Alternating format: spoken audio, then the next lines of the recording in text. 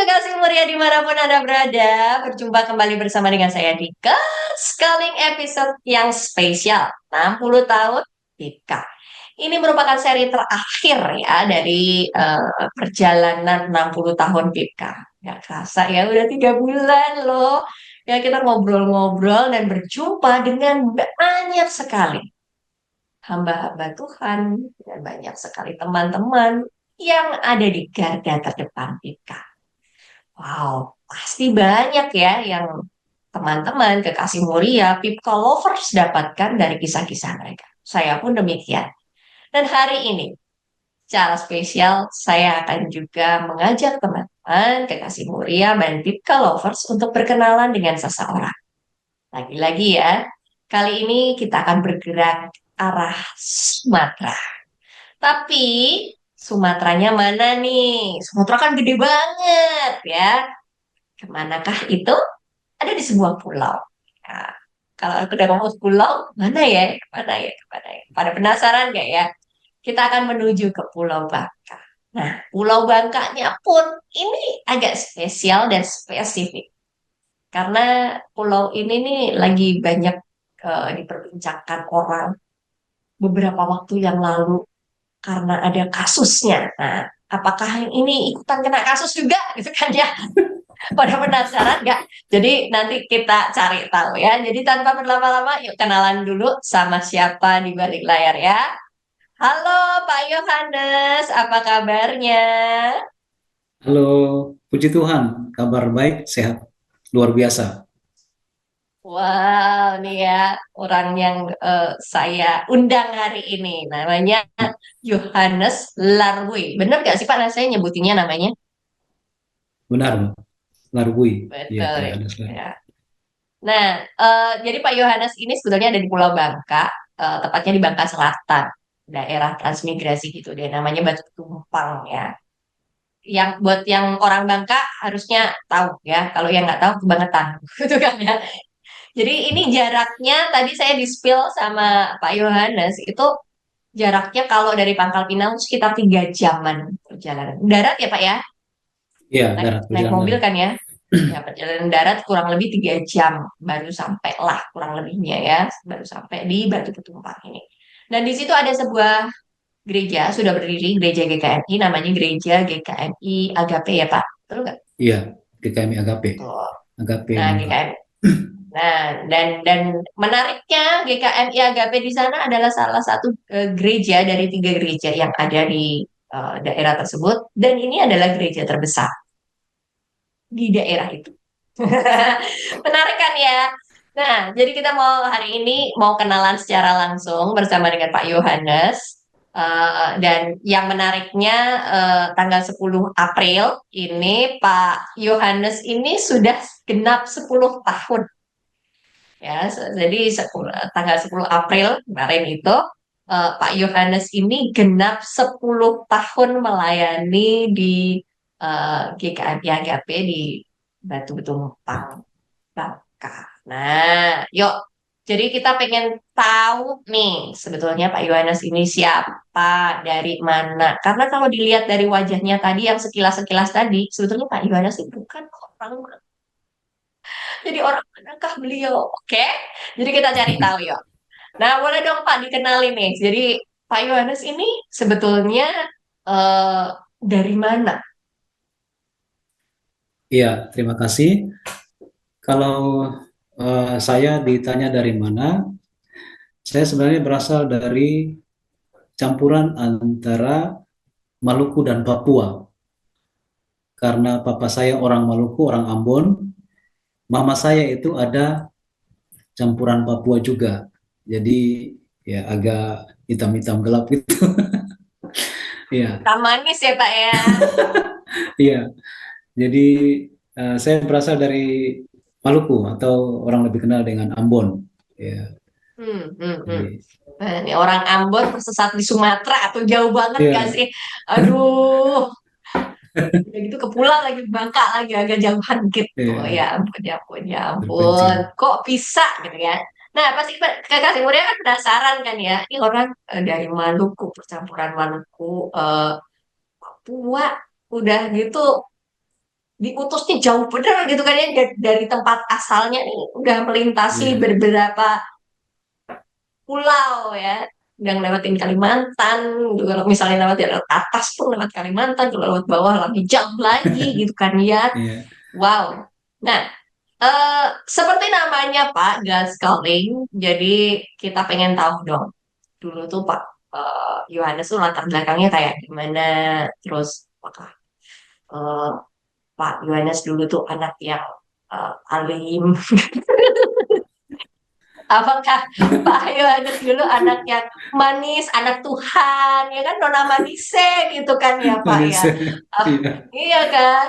iya. Apakah model-model siapa namanya Grand Fledly gitu kan yang penggemarnya banyak, suara indah gitu. Boleh dong Pak diceritain latar belakangnya Bapak. Iya, jadi saya ini lahir dari keluarga yang sudah Kristen ya. Papa saya, mama juga Kristen, dan bersyukurnya itu kami di sana itu gereja Protestan Maluku, itu gereja yang uh, sistem apa pelayanannya itu dia uh, kalau satu pendeta itu dia bisa mengembalakan 6 sampai 7 jemaat ya. Nah, papa saya itu termasuk salah satu majelis yang cukup lama di GPM. Nama gereja kami itu Gereja Protestan Maluku Jemaat Ebenezer Serile. Ya, jadi saya lahir dari keluarga yang sudah Kristen. Papa saya juga sudah mengenal Tuhan dan melayani sebagai majelis, gitu ya. Jadi kalau bilang anak nakal sih, bukan berarti saya bilang saya anak baik, bukan. Tapi nakalnya masih terkontrol begitu ya. Karena selain beliau majelis, beliau juga pengasuh atau kita kenal dengan guru sekolah minggu. Dan setiap akhir minggu itu ada pembekalan untuk guru-guru sekolah minggu, dan yang bekali guru sekolah minggu itu papa saya. Iya. Jadi kalau nakal wajar lah mungkin anak-anak kecil nakal ya. Tapi kalau nakal yang berlebihan sampai dewa besar terus kemudian sampai merokok, minum minuman keras dan lain sebagainya, saya nggak, puji Tuhan nggak sampai ke situ.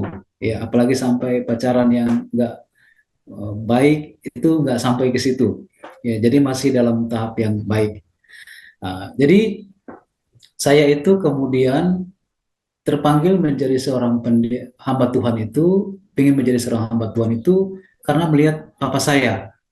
Jadi setiap minggu itu yang bertugas untuk melayani itu tanggung jawab papa saya sebagai ketua majelis jemaat. Hamba Tuhannya atau pendetanya datang kalau ada sakramen baptisan, sakramen perjamuan kudus, atau ada pelayanan pemberkatan pernikahan, dan ada hal-hal khusus lainnya. Jadi pelayanan itu dijata, misalnya sudah bulan ini di jemaat ini, kemudian bulan depan di jemaat mana. Jadi pulau kami itu, kalau Bapak Ibu pernah mendengar itu Pulau Masela, ada sempat bicara-bicara Blok Masela, itu kami di sana, ya, Pulau Masela. Jadi di sana itu ada sekitar 12 desa, 12 desa itu Kristen semua, dan satu hamba Tuhan itu membawai 6 jemaat. Ya. Jadi Bapak saya melayani sebagai majelis jemaat, dan saya terpanggil untuk melayani sebagai hamba Tuhan gara-gara melihat Papa saya itu ya melayani, tidak ada pendetanya, dan dalam hati saya, saya pengen jadi pendeta, tapi pendeta yang tetap di tempat, tidak membawahi beberapa jemaat, supaya Papa saya nggak setengah mati seperti itu. Itu awal pemikiran saya sebagai anak-anak waktu itu. Ya, kemudian berjalan waktu, saya itu sebenarnya sekolah juga tidak. Ya, karena saya sekolah itu sampai putus sekolah SMP itu 2 kali. Ya, jadi bayangkan bahwa saya masuk SD, selesai SD itu 1992. Ya, saya kelahiran 80, 1980. Ya, jadi saya selesai SD tahun 1992, kemudian langsung masuk ke SMP. Tapi kemudian di tahun 1995 atau 96 saya keluar karena waktu eh, SMP harus pergi ke tempat yang lain, tinggal dengan keluarga yang lain, dan kayaknya kurang cocok. Akhirnya saya kemudian tidak bisa melanjutkan lagi. Pulang ke kampung dan akhirnya eh, mama saya ingatkan saya, kalau nanti kalau kamu nggak sekolah gimana mau jadi pendeta? Saya bilang, ah biarin aja, nggak usah, nggak jadi pendeta juga nggak apa-apa gitu. Kemudian dibujuk-bujuk, akhirnya saya mau sekolah lagi. Kemudian tahun 96 saya masuk lagi SMP, mulai dari kelas 1 lagi. Iya, kelas 1 SMP. Iya. Ya. Kemudian tidak berapa lama saya kemudian mama saya sakit dan saya harus keluar. Ya, saya pulang karena sekolah SMP itu di kampung saya tidak ada sekolah. Ketika kami sekolah itu harus ke tempat lain, naik kapal itu 1 malam. Ya, jadi cukup jauh. Ketika kita naik kapal pagi dari tempat saya sampai ke tempat tujuan itu besok paginya, jadi kapal laut gitu. Akhirnya mama saya sakit di rumah, tidak ada yang jaga, tidak ada papa saya, cuma tidak ada lagi anak-anak. Jadi saya bilang saya mau pulang saja, ya jaga mama saja. Karena dari kecil juga saya sebenarnya bukan anak yang kuat karena saya sering sakit-sakitan. Ya, tidak bisa bekerja berat dan tidak bisa aktivitas yang terlalu keras. Akhirnya ya saya, ya mau dibilang anak mama ya bisa jadi ya, karena memang fisiknya tidak kuat. Adik saya yang di bawah saya itu paling kuat dari saya. Akhirnya saya tidak sekolah lagi. Kemudian eh, dari situ karena mama sakit kami harus pergi ke Merauke, ke keluarga mama di Merauke di Papua. Karena tadinya kami tinggal di Ambon, di Merauke, di Maluku. Sampai di sana mama berobat dan anak keluarga lihat saya masih kecil, anak ini rajin, ya dibilang kok ikut nurut, nggak macam-macam gitu. Akhirnya mereka bilang kamu sekolah saja ya. Ya, nanti kami bicarakan dengan kepala sekolah. Kepala sekolah di situ kebetulan orang Ambon. Jadi bisa bicara dengan beliau dan saya masuk itu tidak harus mengulang dari kelas 1. Ya. Rapot saya diminta, kemudian waktu itu saya pulang itu saya sempat bawa rapot. Ya. Ya. Jadi saya pegang-pegang itu, kemudian sampai di Merauke, saya masuk lagi, bicara dengan kepala sekolah SMP YPK Merauke, beliau setuju dan akhirnya saya masuk tidak harus mengulang di kelas 1. Jadi masuk langsung ke kelas 2. Ya. Jadi itu cukup menolong saya. Ya, puji Tuhan karena kemurahan Tuhan saya bisa sekolah dan menyelesaikan SMA itu sudah 2002 2002. Itu usia saya sudah 22 tahun, harusnya sudah kuliah. Teman-teman saya sudah kuliah, saya baru tamat SMP, SMA. Ya. Nah, puji Tuhan bisa selesai dan kemudian bisa untuk masuk ke Sekolah Teologi STT Nusantara Salatiga. Jadi bisa melanjutkan pendidikan ke sana. Jadi itu perjalanan saya dan panggilan saya. Sempat umur di usia SMP itu atau selesai mau masuk SMA, saya sempat berubah, pengen jadi pengacara. Tapi mama saya ingatkan saya, kamu punya kerinduan yang pertama mau jadi pendeta. Ya, kemudian dapat tolakan juga dari keluarga mama di Merauke, nanti kalau mau jadi pendeta, nanti kamu makan apa? Pendeta itu gajinya kecil, nanti anak-anakmu, istrimu bagaimana? Ya, jadi saya sempat ciut juga, cuma ya dikuatkan lagi dengan mama saya, dan saya juga lihat papa saya, panggilan pertama ketika saya melihat papa saya itu, saya pengen jadi pendeta, kemudian saya kembali lagi, dan akhirnya puji Tuhan bisa sekolah pendeta dan bisa melayani sekarang di GKMI. Wow, Sebelum di, wow. ya, sebelum di GKMI, eh, karena ada seperti apa ya, istilahnya ikatan dinas seperti itu ya. Jadi setelah tamat dari sekolah teologi, saya melayani di GKIN, ya, Gereja Kristen Injil Nusantara. Pelayani 7 tahun di Pontianak. Setelah itu kami merasa cukup untuk pengabdian. Ya, kami keluar dan kemudian bergabung dengan GKMI ya atas eh, apa ajakan dari beberapa teman, termasuk salah satunya adalah Pak Suko. Ya, jadi saya meresponi dan kemudian kami ditempatkan di sini di bulan April 2015. Wah, Ya, perjalanannya bener kan antar pulau tuh ya, lewatnya jalur selatan. Udah lewat jalur, udah jadi dari Maluku pindah dulu ke Papua, Papua, terus menuju ke Salatiga, ke Jawa kan, ya ya. kan, udah gitu terus Salah lewat tiga. jalur utara lagi, ya kan, ke utara lagi, ke Pontianak, ya, habis itu baru lewat jalur utara. Ini berputar-putar ya. Wah, seru banget loh. Dan ini menarik. Karena ada seorang anak kecil yang karena lihat papahnya pontang-panting, nggak hamba Tuhan sih, nggak pendeta sih, tapi apa yang dikerjakan, memuridkan, kemudian melakukan banyak pelayanan, bahkan layaknya seperti seorang hamba Tuhan dan pendeta gitu ya Pak ya. Iya, Jadi guru sekolah minggu, tuh bayangin. Dan menariknya sosok ayah ini yang diteladani oleh Pak Yohanes. Dan berkat iya. dukungan mamah tersayang ya, diingetin terus ya kamu tuh nih pinginnya dulu jadi hamba Tuhan loh. Coba kalau waktu itu mamah nggak dorong-dorong ya Pak ya, jadi pengacara ini Iya, sekarang Pak. iya, sempat jadi, pengen jadi pengacara karena pikirnya uangnya banyak.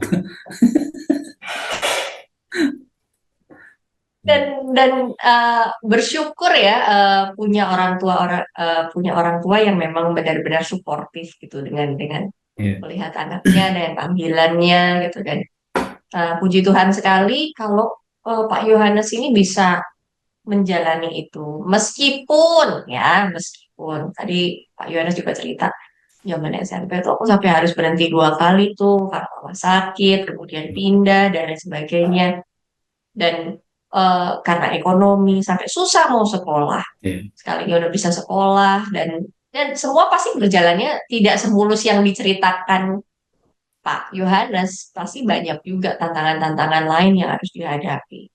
Budaya misalnya kan karena dari Papua harus berangkat ke Salatiga dan hidup saat itu dapat beasiswa Pak. waktu itu eh, kuliah itu tidak mendapat beasiswa. Ya, sudah masuk di perkuliahan, sudah tingkat atau tingkat 4 itu baru mendapatkan sponsor. Jadi bahkan hampir diminta untuk keluar apa ini terminal istilah di sana itu terminal ya apa cuti dulu untuk mencari biaya kuliah, membayar biaya semester. Nanti sudah membayar biaya semester baru bisa keluar, bisa masuk lagi. Ya, akhirnya puji Tuhan setelah pergumulan ya, pulang balik Bukit Doa Ungaran beberapa kali, ya Tuhan menjawab doa. Jadi tidak harus cuti. Ya. Jadi masuk kuliah itu awalnya biaya sendiri. Waktu kuliah, waktu sekolah di Merauke SMP, SMA itu ada karena sudah ada niat untuk eh, kuliah. Saya tanya biaya pendaftarannya karena kebetulan waktu itu kakak saya itu ada sekolah di sana. Jadi saya mendapatkan informasi tentang STT Nusantara Salatiga itu dari kakak saya, kakak kandung saya.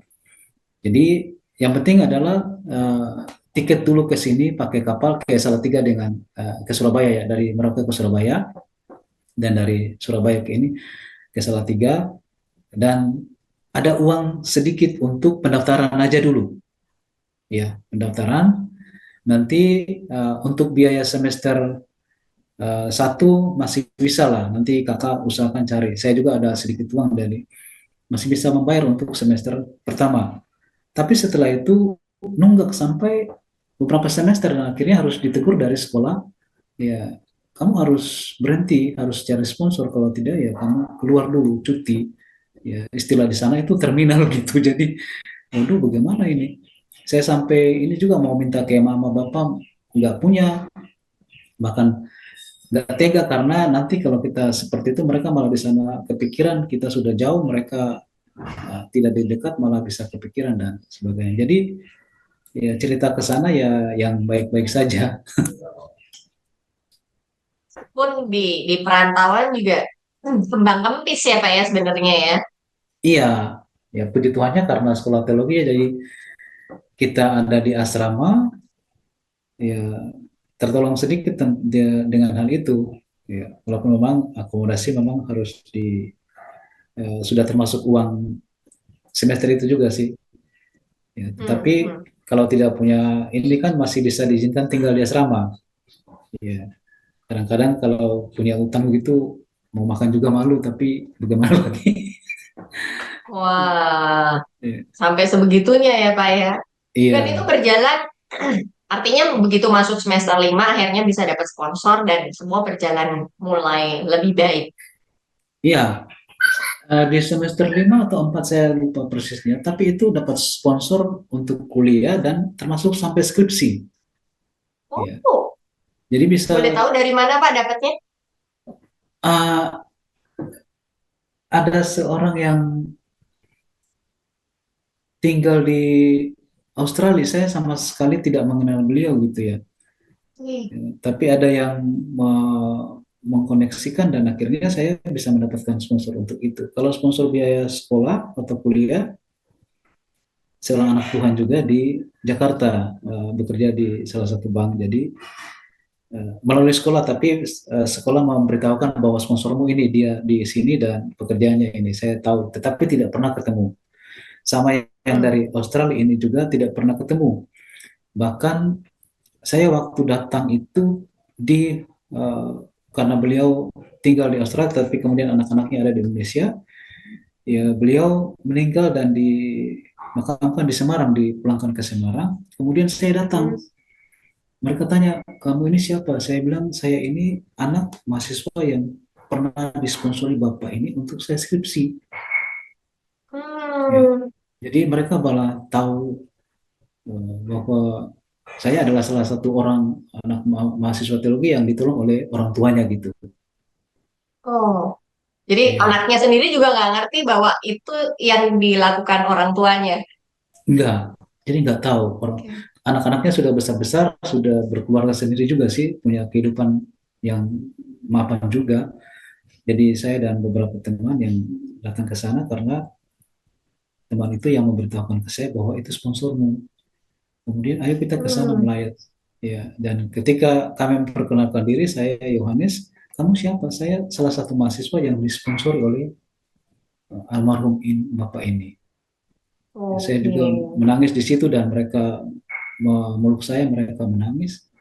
Ya, mau seperti apa, Kak? Tapi itu peristiwa yang membuat saya merasa bahwa ternyata orang tua saya tidak mampu secara finansial, tetapi Tuhan memberikan jalan yang lain lewat orang yang sama sekali saya tidak tahu dan menyedihkan karena saya baru bisa menemui beliau setelah beliau tidak ada gitu.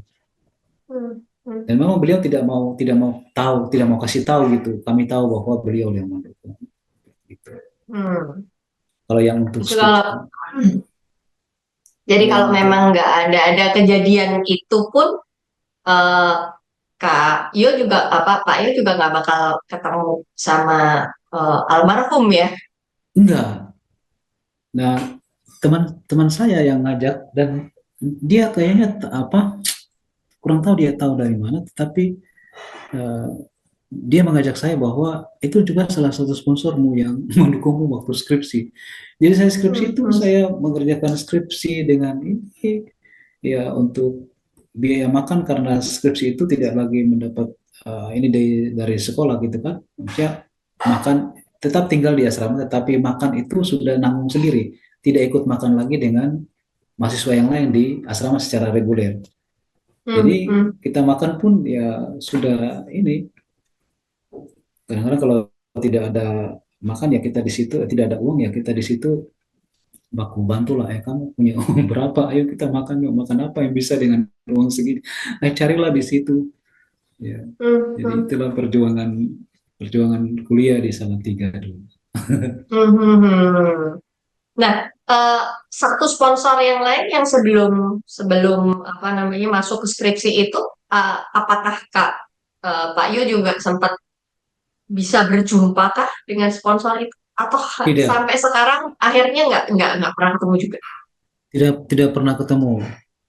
Hanya waktu itu kan masih melalui surat. Setelah saya selesai, saya menulis surat dan mengirimkan lewat sekolah. Jadi sekolah yang mengetahui alamatnya, orangnya Hmm. seperti apa. Jadi surat itu kita serahkan ke sekolah, ke kampus, dan kampus yang mengirimkan itu ke pribadi.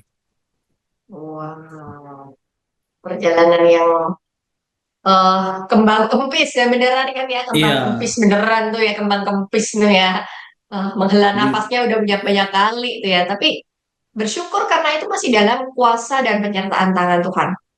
iya, Bayangkan bahkan Tuhan bisa mendatangkan banyak pertolongan di luar nalar kita. Pak Yu sendiri tadi ngomong, aku tuh nggak kenal orangnya, siapa yang ngirim bantuan nggak ngerti. Bahkan kalau temanku nggak bilang, ini loh sponsor kita, yuk kita ngelayat, ya Pak Yu nggak akan pernah juga datang dan menemui orang ini. Walaupun Musuki udah jadi jenazah. iya. Jadi itulah pergumulan. Bahkan waktu susah-susahnya untuk cari sponsor, pernah diajak teman juga ikut kereta itu pertama kali saya ke Jakarta pakai kereta. Ya, jadi nggak pernah tahu Jakarta, tapi diajak teman orang Papua juga. Tapi ketika kami ke sana, kami nggak dapat ketemu orang gitu. Jadi pulang juga sia-sia. Tapi teman itu karena dia punya uang yang cukup, jadi dia ngajak saya, ayo ya, ayo pergi aja tanpa ada uang saku di kantong sampai di Jakarta di Kebayoran itu, terus ketemu sama orangnya. Dia bilang dia nggak mau bisa mendukung lagi, akhirnya saya sama teman itu pulang, pulang lagi ke Salatiga gitu. Jadi Hmm. itulah kisahnya. Ya lebih Dan sering betapa beratnya ya, berat, iya betapa memang beratnya. berat. Cuma karena Dan puji sudah, Tuhan akhirnya selesai loh ya. ya Tapi kok puji karena Tuhan komitmen selesai. kan Pak? Karena Ya, komitmen kan ya. komitmen. Komitmen Wow, dan berusaha, jadi Tuhan tolong dan akhirnya bisa selesai. wow, wow, luar biasa ya. Eh, saya nggak tahu banyak, mungkin ada banyak teman-teman yang juga sedang menyaksikan tayangan ini. Mungkin kalian ada di masa-masa yang sukar seperti yang dialami Pak Yohanes beberapa waktu yang silam. Eh, jangan pernah kehilangan harapan ya. Seperti Amin. apa yang diceritakan Pak Yohanes, bahkan dia bilang bolak-balik nih sampai ke mungkin doa Tuhan, Tuhan berseru terus berseru. Karena hanya memang Tuhan yang sanggup. Kayak jalannya sendiri Iya, pergi ke Jakarta sendiri, yo walaupun nggak bawa duit ya, tapi pulang tidak membawa hasil apa-apa. Dan justru ketika datang kepada Tuhan, Tuhan justru mengirimkan orang yang tidak dikenal. Bahkan sampai detik ini pun Pak Yul nggak kenal nih orang siapa. Nah, ada iya, satu yang bisa dikenal, tapi dikenalnya pun sudah dia tahu, tapi sudah berpulang. Wow, itu cara Tuhan. Kadang cara Tuhan tuh agak amazing ya, di luar nurul gitu. Tapi kalau Tuhan yang sudah berkehendak, Tuhan yang sudah pengen, pasti akan dikerjakan dengan caranya yang ajaib. Itu tadi baru segelintir ya perjalanan Pak Yo sampai akhirnya bisa jadi hamba Tuhan. Sebegitunya penyertaan Tuhan nggak berhenti. Nah, setelah dari situ lulus nih, kan langsung melayani tuh, iya. diutus. Eh, itu jadi melalui kampus atau melalui apa Pak? Dikirim ke Pontianak. Waktu lulus tahun 2008 ya, wisuda 2008, karena sudah ada planning. Sebelumnya saya pernah bilang kepada papa saya bahwa saya ingin melayani di Kalimantan, tapi tidak tahu Kalimantan mana. Dan sebelum lulus itu saya sudah mulai berdoa bahwa saya ingin pelayanan di Kalimantan nih. Cuma harapannya adalah eh, penjangkauan gitu, maksudnya ikut entah misi ke atau apa seperti itu. Nah, tapi persoalannya adalah sebelum ke Kalimantan atau sebelum Tuhan jauh ke Kalimantan, eh, ternyata setelah selama kuliah itu saya temukan ya teman hidup saya di kampus. Jadi kalau ada yang bilang cinta lokasi itu tidak benar-benar terjadi dan hanya di musim bersama saja, saya orang yang punya istri malah satu satu kampus. Jadi ya kalau kita komitmen sih bisa bisa jadi lah. Tapi kalau cuma kebetulan dari tempat ini kemudian setelah pindah putus kemudian di tempat baru pacaran lagi, Nah, itu terserah orang masing-masing ya. Tapi eh, saya mendapatkan jodoh saya di kampus. Jadi setelah wisuda, kami rencana untuk menikah di Juwana karena saya pelayanan terakhir skripsi itu di Juwana di salah satu gereja GKI di Juwana. Nah, sudah prepare untuk pernikahan, ternyata masalah datang adalah adik saya di Papua ini dia punya teman yang tidak seiman dengan dia dan mereka ini Hmm. sudah terlanjur punya anak. Nah, ke apa pembicaraan yang terjadi di sana, adik ini kemudian masa dia begitu. Papanya hidup orang baik itu. Papa saya ketika waktu saya ada di Salatiga, ternyata papa saya, orang tua saya juga sudah pindah ke ini dan waktu pindah ke Merauke juga, itu ternyata diangkat juga menjadi majelis, masih diangkat juga menjadi majelis. Nah, papanya majelis, kakaknya juga hamba Tuhan, sekolah hamba Tuhan. Dari keluarga kami itu ada 3 orang. Abang saya yang nomor 1, kakak perempuan saya nomor 3, dan saya nomor 4. Itu kami sekolah hamba Tuhan. Jadi dia punya saudara ada 3 yang hamba Tuhan, tapi kok dia begini, kumpul kebo sampai punya anak. Akhirnya saya bilang, kita tidak bisa menikah di Juwana, di Jawa Tengah. Kita harus rubah planning kita, pulang, menikah di Merauke. Tujuannya adalah, kalau kita pulang menikah di sana, biaya yang kami siapkan dan biaya yang nanti orang tua siapkan itu bisa dipakai untuk menikahkan 2 pasang sekaligus. Hmm. Ya. Dan sebelum saya pulang itu saya sudah pesan kepada papa saya, calon suami daripada adik saya ini dia harus sudah bisa dibaptis. Karena kami akan pulang, kami nggak jadi menikah di Jawa. Nah, akhirnya ya perubahan itu terjadi mendadak. Sampai-sampai kemudian di Juwana itu, kenapa nggak jadi menikah di sini? Apa karena begini, apa karena begitu, dan lain sebagainya. Sampai ada isu bahwa calon istri saya itu sudah hamil duluan, jadi makanya kami lari. Jadi ternyata niat baik kita itu tidak serta-merta kemudian dibaca baik oleh orang lain. Ya, ini ya sudah terserah lah, itu resiko sudah kita memang sudah prepare di sini, ternyata resiko berubah, akhirnya ya rencana berubah, akhirnya sudah itu resikonya. Kemudian uh, tantangan yang besar juga adalah ada mertua saya waktu itu. Ya, jadi mertua ini datang pas kami wisuda, saya sama calon istri. Disitulah saya bicara dengan mertua saya, orang Batak.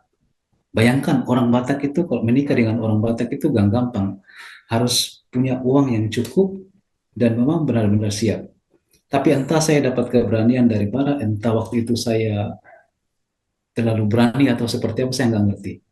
Saya datang berbicara dengan calon mertua saya bilang, Mama, saya sama istri saya namanya Melati Manurung.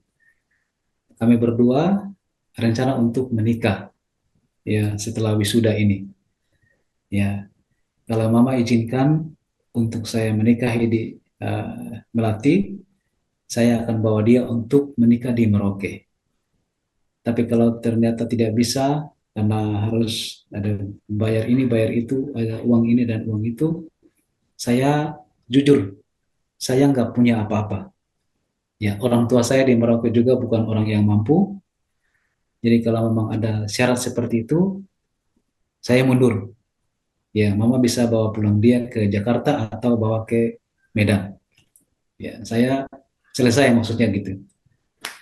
Ya, setelah bicara begitu, saya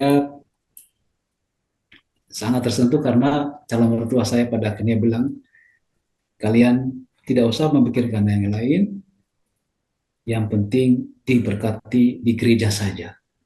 Itu yang lebih utama dari yang lain. Wow, saya tidak bisa lihat calon mertua saya hanya tunduk dan saya menangis, saya bersyukur.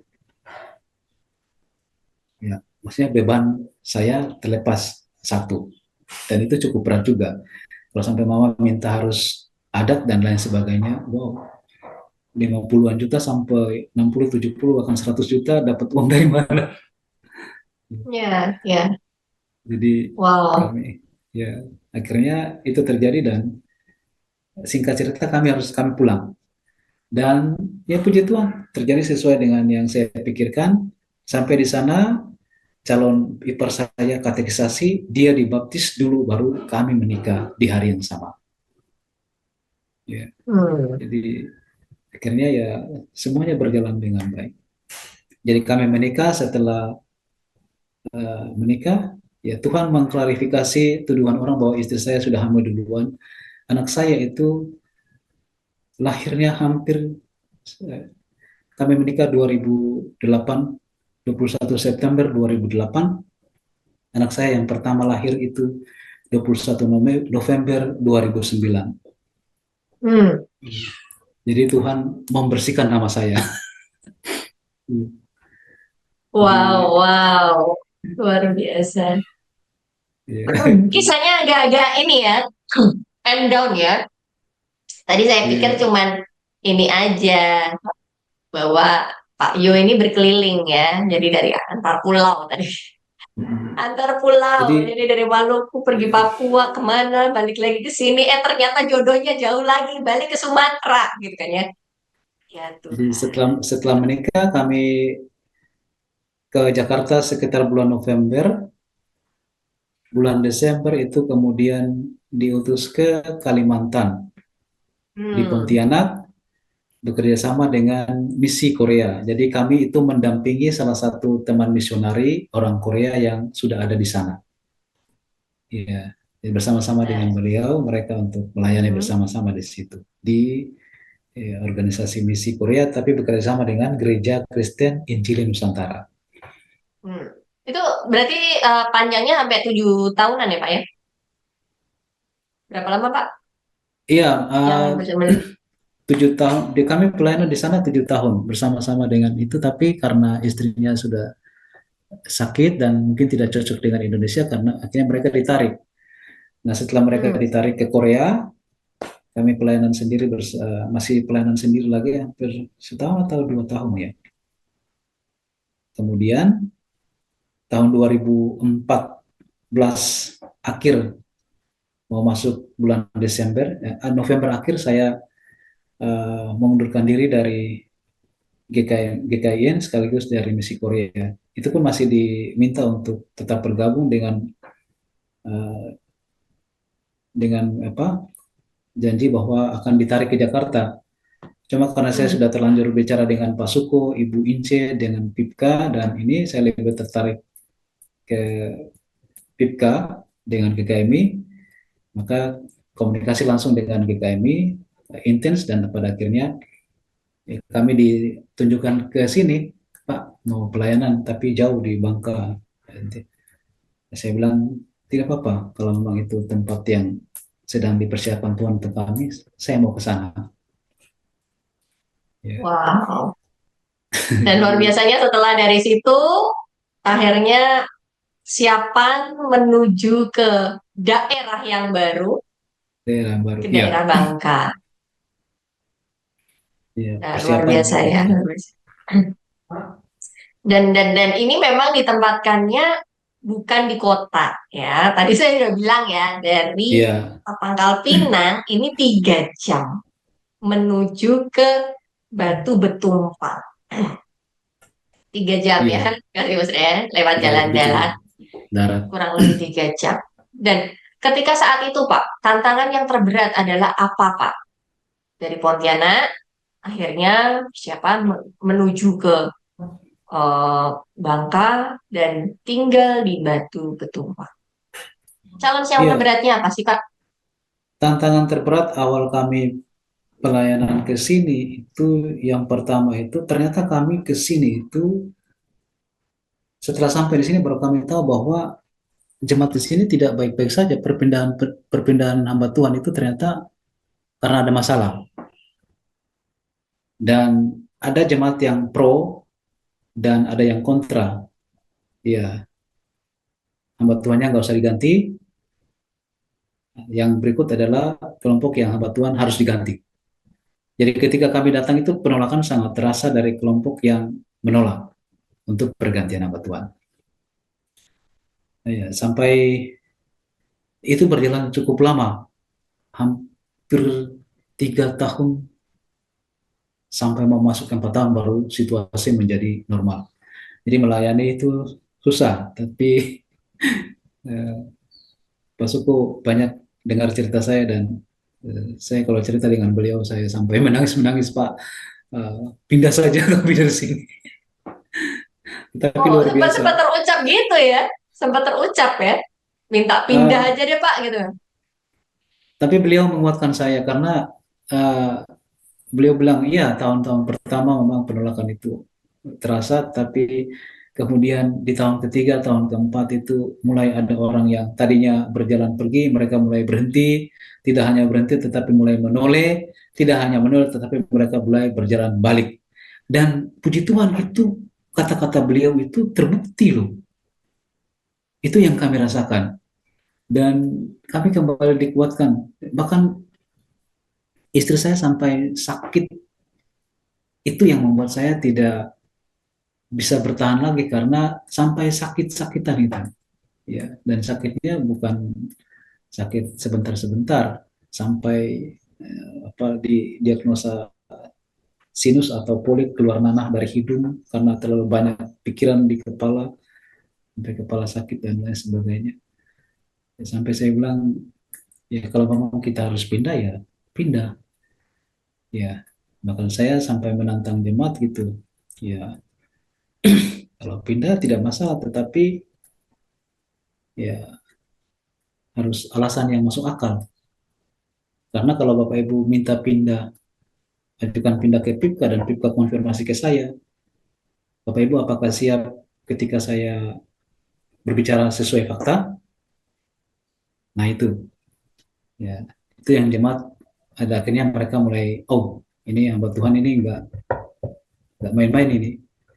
Ya, akhirnya mulai reda dan semua bukan atas kekuatan kami tapi atas pertolongan Tuhan juga sih. Jadi sampai sekarang tahun ke-10 ini ya malah sudah semakin menyatu dengan jemaat.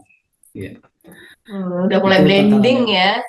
Iya, kemudian tantangan yang kedua itu apa temporer ya, maksudnya dalam waktu yang tidak lama. Anak-anak itu tidak bisa terima kalau tadinya kan tinggal di kota ya, di Pontianak kan kota. Ya. Begitu pindah sekali pindah di samping kiri kanan hutan.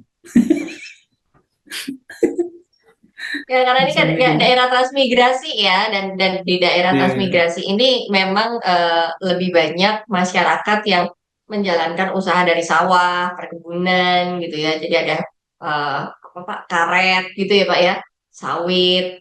Jadi mereka memberdayakan lahan untuk dikerjakan gitu ya oleh masyarakat. Nah, itu pemberian dari pemerintah dan masyarakat atau itu punya pemerintah dan itu boleh digarap nih untuk iya, kehidupan mereka. Jadi masyarakat transmigrasi ya, masyarakat migran ini boleh nih pakai itu dikerjakan, diolah tanahnya. Nah, jadi memang lingkungannya kalau tadi dibilang sama Pak Yo bahwa sekelilingnya hutan, ya betul memang karena itu yang mereka kerjakan sebagai mata pencaharian ya Pak ya, sehari-hari ya. iya, iya betul. Dan kebanyakan ada rumah-rumah lokasi ini juga ada yang kosong. Jadi kalau gereja itu kan kami posisi gereja kita ini dia masuk gang dan gang itu gereja yang paling ujung. Hmm. Setelah kita itu ada satu rumah jemaat itu tetangga yang dekat. Ya. Jadi memang kalau sudah malam itu enaknya memang sepi, tidak ada bunyi bising apa kendaraan bermotor dan lain sebagainya. Itu enaknya. Tetapi sulitnya adalah ya kalau anak-anak pingin makan apa, kita mau cari itu susah. Nggak ada warung yang buka 24 jam. Jangankan 24 jam, warung makan itu hampir tidak ada. Jadi kita keluar bawa uang 50.000 mau belanja makan atau apa, bisa kembali di rumah itu uang itu masih utuh. karena nggak ada yang kita bisa beli. Jadi ada uang pun tapi nggak ada yang bisa dibeli ya Pak ya. Percuma Iya, juga gitu. iya, Waduh. oke Dan itu. dan Iya, memang agak apa namanya riskan juga ya karena tadi saya sempat diinfo juga sama Pak Yo bahwa di kawasan Batu Betumpang ini sebetulnya juga ada pertambangan timah. Nah, ini kan kasus ya yang lagi rame itu. Jadi sempat tuh memang di daerah apa Batu Pelumpang tuh ramai, sempat ramai di beberapa tahun kebelakang ya Pak ya. Sebelum iya, ada blow up rame-rame itu, ya iya, kasus korupsi besar-besaran itu, area ini tuh cukup ramai nih. Jadi kalau waktu Pak Yo tadi ceritain situasinya memang di situ lagi enggak, ya nggak ada lah ya toko yang buka 24 jam, warung makan juga nggak ada, apa nggak ada saat itu. iya. Saat ini apakah masih sama atau sudah ada perbaikan nih Pak? Saat ini sudah mulai membaik ya, karena eh, apa? Selain timah juga kan orang-orang juga mereka sawit juga sudah semakin baik harganya walaupun naik turun ya. Hmm.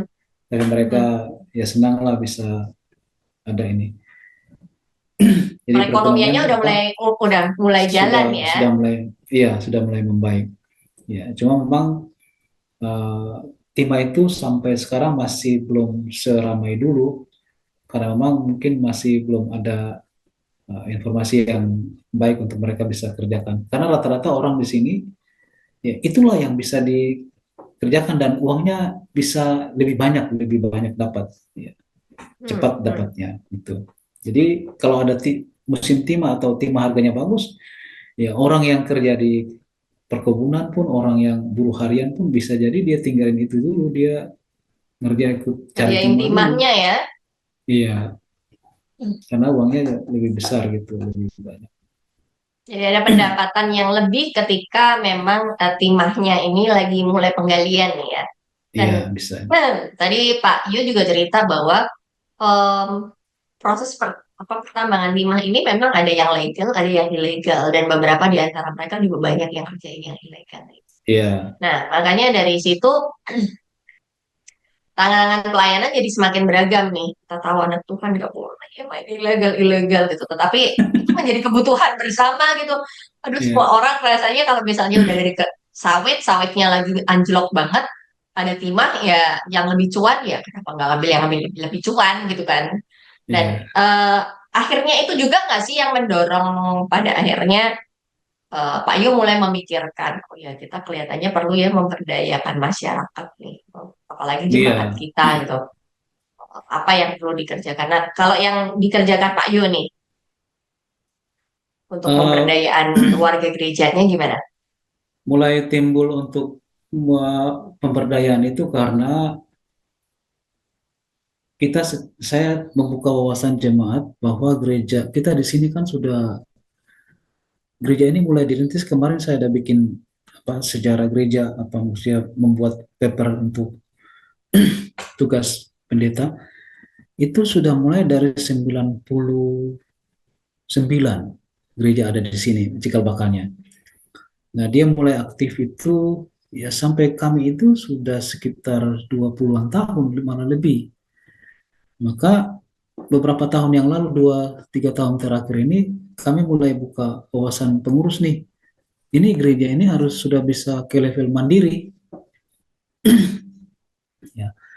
Dengan alasan itu maka jemaat ini bagaimana supaya kita bisa memberdayakan ekonomi di dalam jemaat supaya ketika menjadi gereja mandiri dan gereja dewasa kita benar-benar sudah siap, karena selama ini kan yang dipikirkan adalah kita masih cabang PIPK nih. Kalau cabang PIPK kan masih apa-apa dari atas gitu ya, masih support, masih aturan atau apa masih dari atas.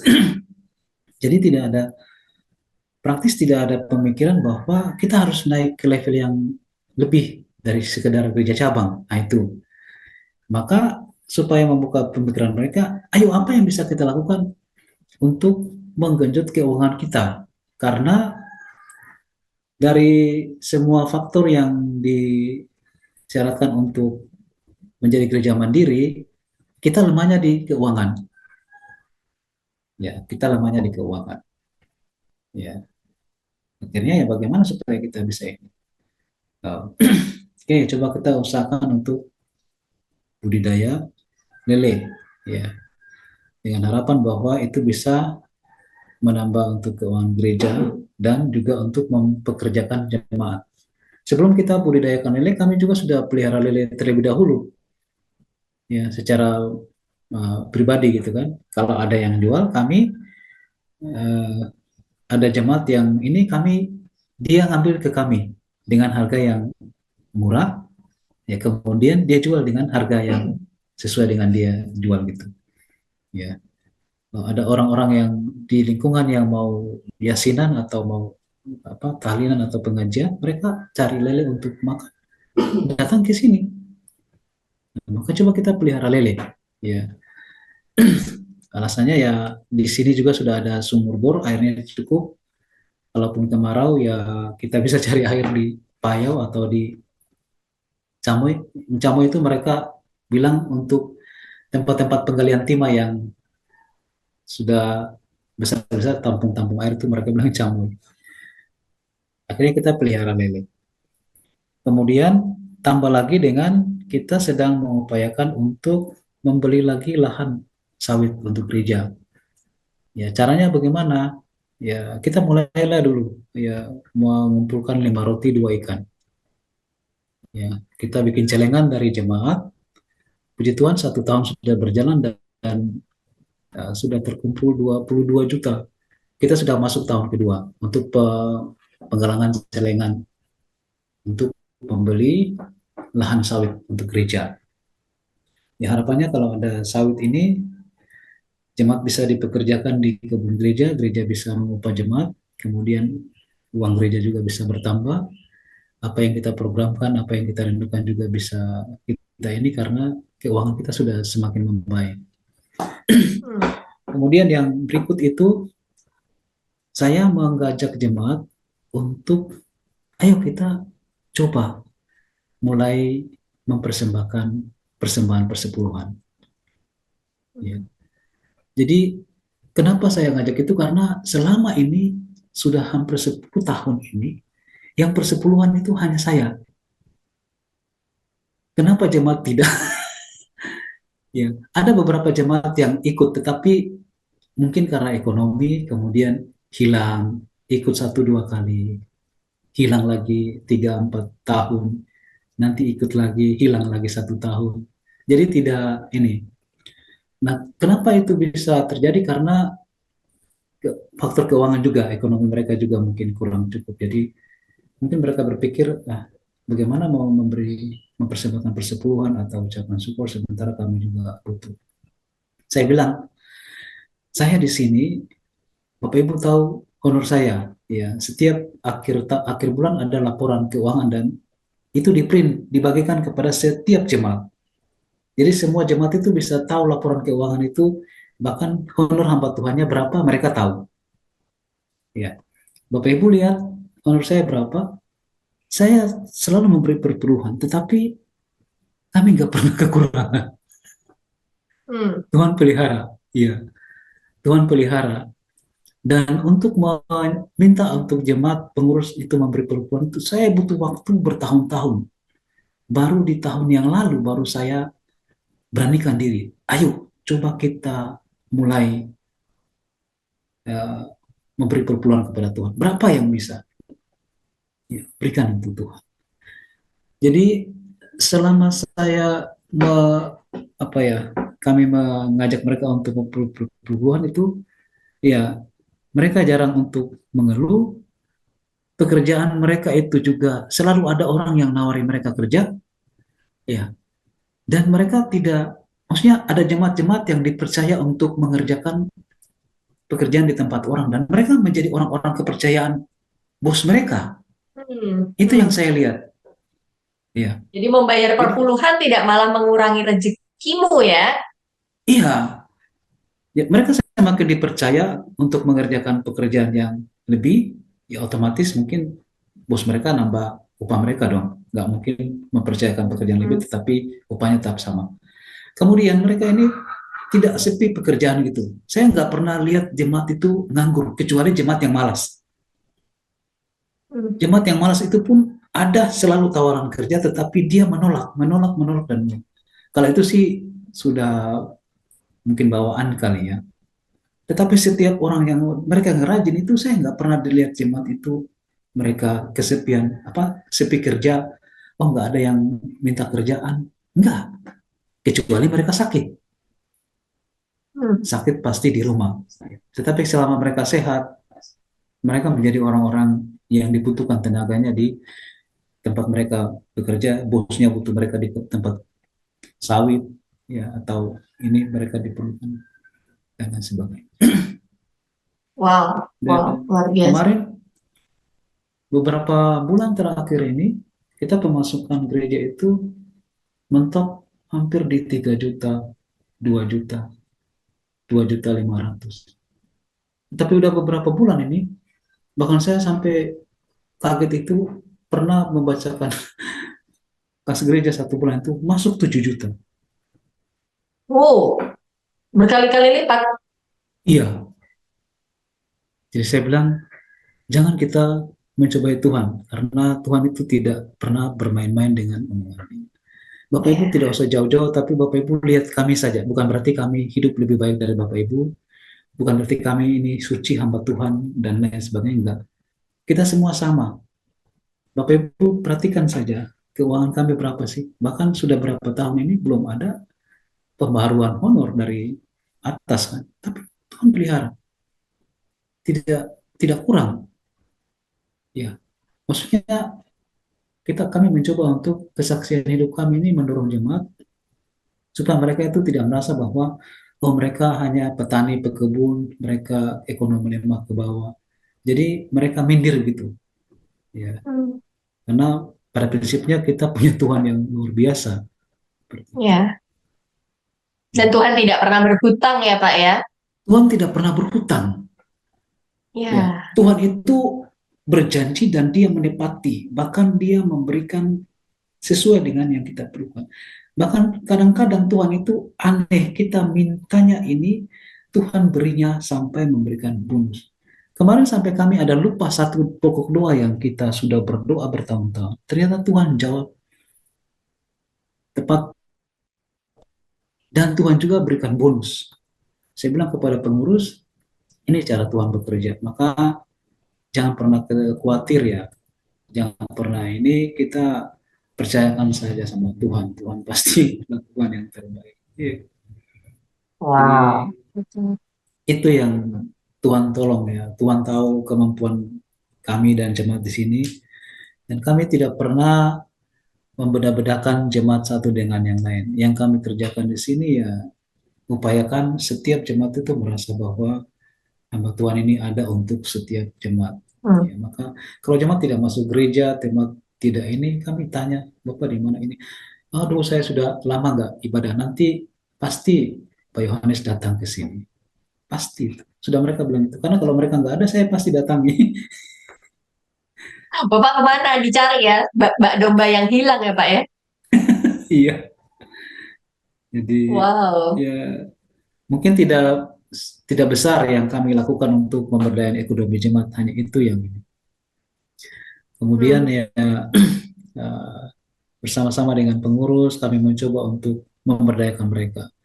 Saya merasa bahwa di pengurusan kali ini peran kami sebagai hamba Tuhan sudah sangat berkurang karena pengurus itu sudah mulai merasa bahwa mereka punya potensi, mereka punya karunia, punya bakat, dan mereka bisa mengerjakan apa yang dipercayakan. Jadi peran Hmm. kami sebagai hamba Tuhan itu sudah sangat kecil. Kalau dulu-dulu tahun pertama, tahun kedua kepengurusan periode pertama itu kami masih ambil alih terus, bahkan masih menumpuk di hamba Tuhan.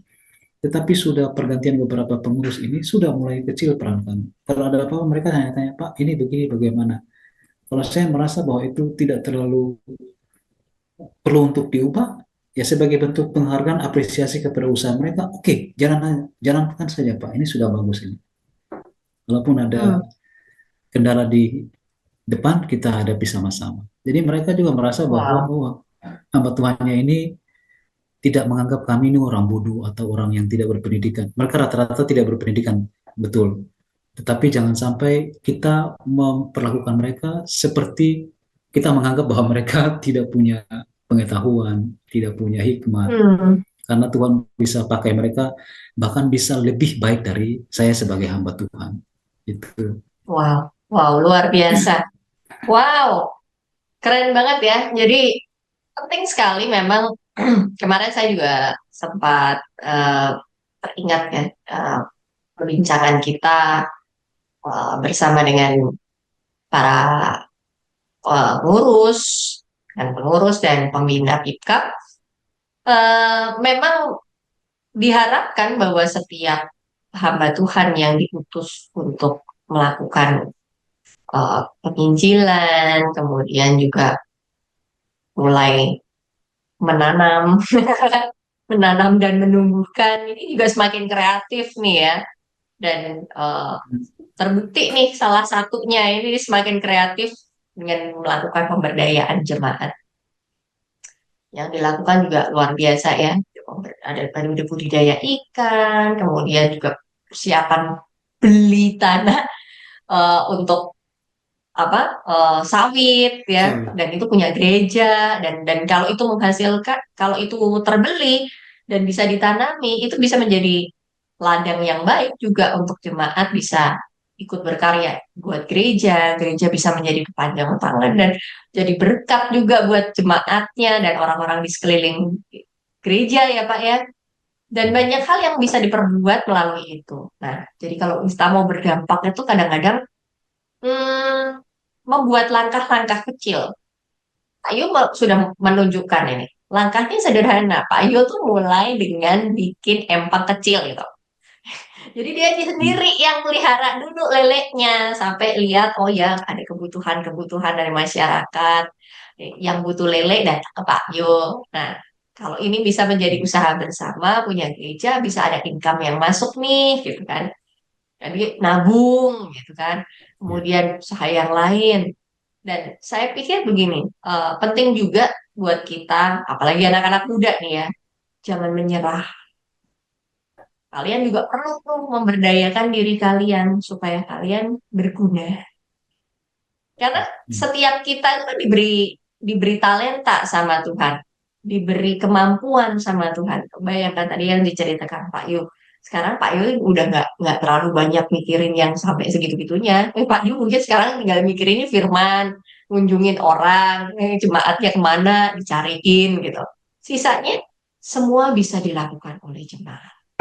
Artinya Ya. Tuhan juga memberi pengetahuan, Tuhan juga memberi hikmat kepada para eh, majelisnya ya Pak ya. Pengurus gereja ini semakin diperlengkapi sama Tuhan. Nah, sekarang kita pun demikian. Kalau Tuhan mau pakai kita dan kita bersedia, Tuhan pasti perlengkapi. Itu sudah pasti. Wow, luar biasa sekali ya cerita dari Pak Yo. Yang kita udah jauh-jauh nih ya, udah merantau dan mana-mana ya. Maluku ke Papua, ada Papua kemana ya, Salatiga, ke Jakarta, ke ini Pontianak, udah Pontianak, wah ternyata pasangannya jauh juga dari Medan gitu kan ya. Ujung-ujungnya berhentilah di Bangka. Dan ternyata di situ Tuhan mau pakai Pak Yudho dan luar biasa. Ya, terus ya dukung Amin. dan doakan teman-teman yang ada di PIPK dimanapun. Serinya udah berakhir, siapa tahu nanti kita punya seri yang kedua ya. Seri yang kedua ngobrol-ngobrol sama teman-teman dari PIPK. Karena kisah-kisah mereka pastinya akan menginspirasi dan tentunya juga akan memberkati teman-teman sekalian, kekasih mulia dan PIPK lovers. Bayangkan kalau mereka di antara kesesakan dan kesulitan, Tuhan masih bisa bekerja. Bayangkan Pak Yu tuh mau dorong-dorong tuh ya jemaatnya. Jangan takut untuk perpuluhan, karena itu nggak ngurangin berkatmu. Tuhan itu tuh jaga kamu, pelihara kamu. Tuh, bayangin. Bahkan Pak Yu sendiri menyaksikan, nggak pernah loh sama jemaat-jemaatnya tuh yang nggak punya kerjaan. Tuhan tidak pernah berhutang. Tuhan hanya butuh komitmen.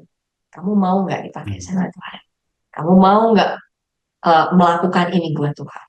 Kerjakan segala sesuatunya bukan untuk dunia ini, tapi kerjakan itu seperti kamu bekerja untuk Tuhan. Wow, luar biasa sekali. Terima kasih Pak Yo untuk perbincangan kita Ya, hari ini. Nggak kerasa sama-sama. ya, udah 1 jam lebih loh ya kita ngobrol-ngobrolnya ya. Dan ada begitu banyak pelajaran dan dari kisah yang diceritakan Pak Yo. Struggle-nya kayak gimana, tantangannya. Tetapi bagaimana kita berpaut sama Tuhan dan Tuhan akan menolong kita senantiasa dengan caranya yang ajaib. Terima kasih. Sekali lagi, Ya. selamat ulang tahun PIPKA yang ke-60. Terima kasih Pak Yo untuk waktu dan kesempatannya kita boleh mewawancarai juga teman-teman Sama-sama. dari PIPKA. Dan semoga semua cerita yang kita sajikan bersama dengan PIPKA boleh juga menginspirasi teman-teman, memotivasi teman-teman, baik untuk dari PIPKA maupun teman-teman kekasih muria untuk terus bermisi menjadi perpanjangan tangan Tuhan. Sediakan dirimu, Tuhan akan melengkapi. Melangkah bersama dengan Tuhan. Dan sekali, Amin. terima kasih sudah menyaksikan God Calling hari ini. Sampai berjumpa lagi di serial God Calling yang lainnya. Tuhan Yesus memberkati. Bye-bye.